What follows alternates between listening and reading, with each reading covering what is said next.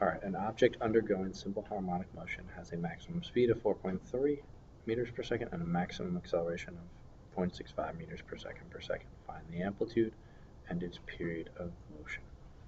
Okay, so when we look at this, alright, we are going to have to look at the expressions for the maximum velocity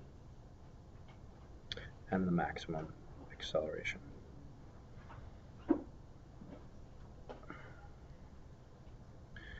Alright, looking at these two, we are given the maximum accelerations for each. We know omega, for reference, is 2 pi over the period, or 2 pi times the frequency. You can use either one. I'm probably going to use 2 pi over the period because they're asking for the period.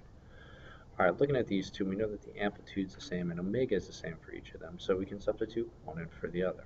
If I look at my acceleration expression, I can write A max is equal to A times omega itself. That would be A times omega squared. So what I can say is, then make the substitution here, A times omega, I can put in V max for it. So I have acceleration max is equal to velocity max times omega. To work in the period, I then can say acceleration is equal to velocity times 2 pi over the period. To solve for the period, I would have to multiply both sides by the period. So then we're left with period times A is equal to V times 2 pi. That is a V, not an R. Divide both sides by A. We know the period is equal to V max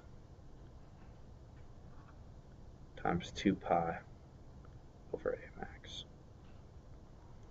We substitute all these values in.